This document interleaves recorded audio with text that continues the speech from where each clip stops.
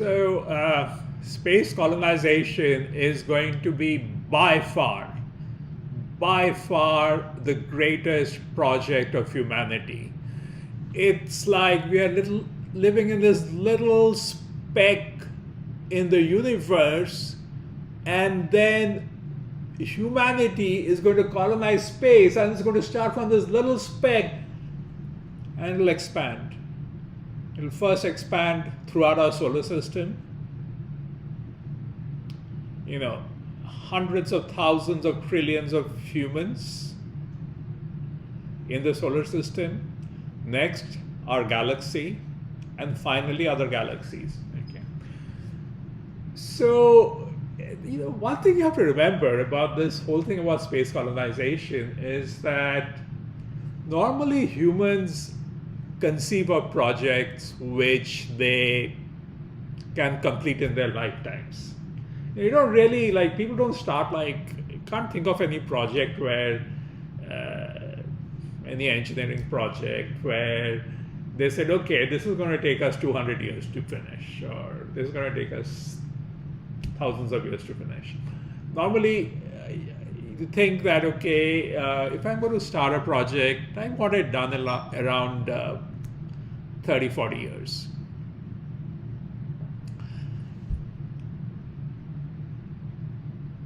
Now, space colonization is not going to happen in 30, 40 years. It's going to take a lot longer. However, what we can do is we can break it up into smaller parts, and we can see progress. So let us look at where we are with this space colonization. Now, there are two aspects of space colonization. One is, social, psychological. The very desire to colonize space, and that is discussed in the first part of the book. The next is the engineering issues, the science issues, and so here I am talking about the science issues, and I want to talk about in this video, where are we? Are we making progress?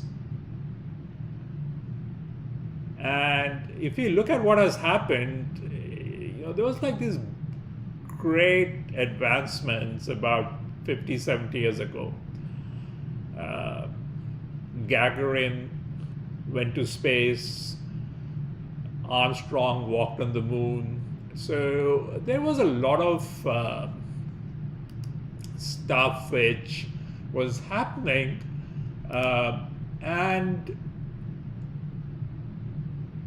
but since then,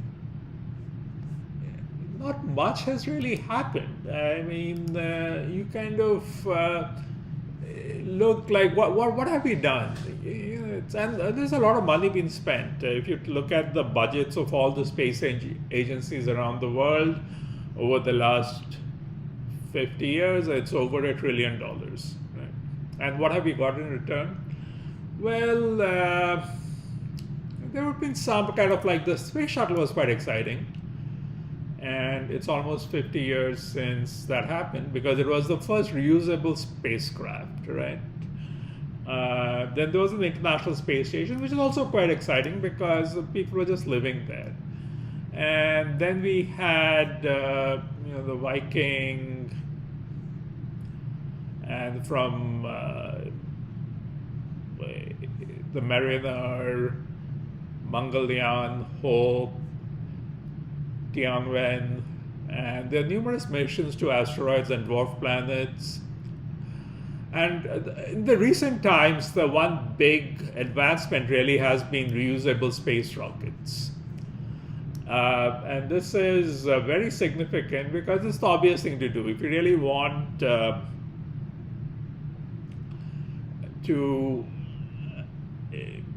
really have transport to and from space, then you need something reusable. You don't want to just use a rocket which is you fire once and it's gone forever, right? And so this has been done by SpaceX, so that's a big advance. But however, if you are talking about how closer are we to the big prize? And the big prize is human space colonization. How close are we to the big prize? I won't say that the last 50 years we've made really much progress.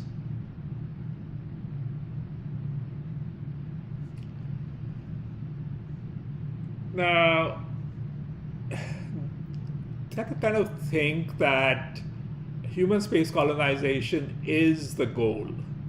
And for this goal, how are we going to, what are the things that we need to do? You know, things like sending a spacecraft outside the solar system, they're significant. I mean, the reusable rockets are, you know, that's a real advancement. Even when it comes to colonizing space, that's a real advancement. And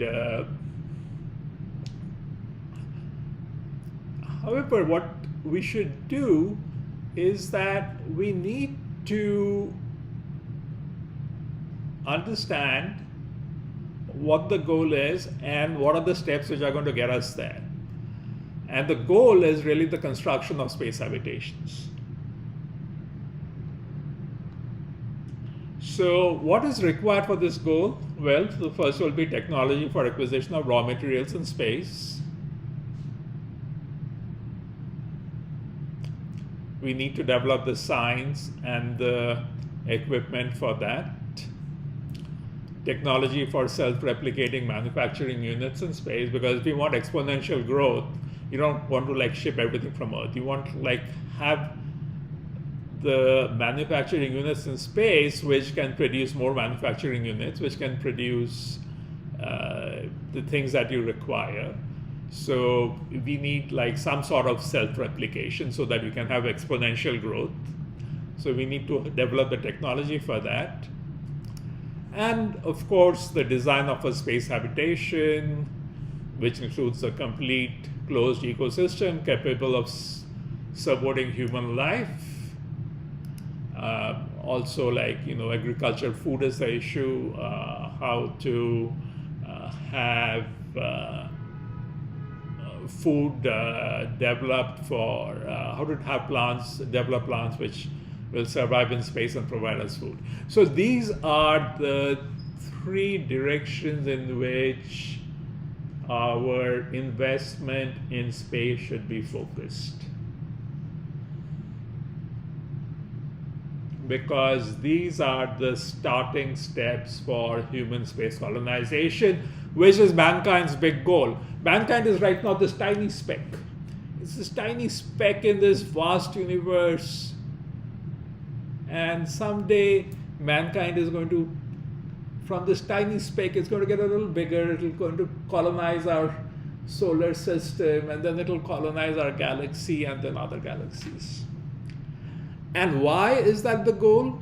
Because the idea of comprehensive utilitarianism is that every little baby that comes into this world that has a happy life and then becomes an adult who does things which are satisfying for adults is a net positive. And it is our duty to make it possible for more babies, happy babies, to be there in the future, and more satisfied and adults who have a sense of achievement and who have good lives. That is what we should aim for. Right? We are past the point where we have to worry about whether we have enough food to eat and shelter, and you know, we've also done a lot of advancement in health. Life expectancy has been increasing. So then what is the next thing that humans should achieve? It is to go from this little speck, which is the Earth, to the solar system, to our galaxy, and then other galaxies. And for that, this is where we should be investing our money, the money that we invest in space. So that was like the technological aspect. And instead of unsynchronized investment of resources, space programs should work together to achieve the above goals by following a coherent and comprehensive plan. The big prize remains human space colonization, which requires building space habitations. So besides the technological issues, like, we also have to understand why we want to go to space, why do we want to colonize space. So we have to understand the morality of it, and that requires us to value future humans and the resources that we will provide them. So we'll provide them more resources by colonizing space. And by understanding of the social issues, the community in an asset, so we also have to develop an understanding how these people who live in this space habitation, how they're going to, what sort of political structures will they have, what sort of social structures they will have. And I have these discussions in the book.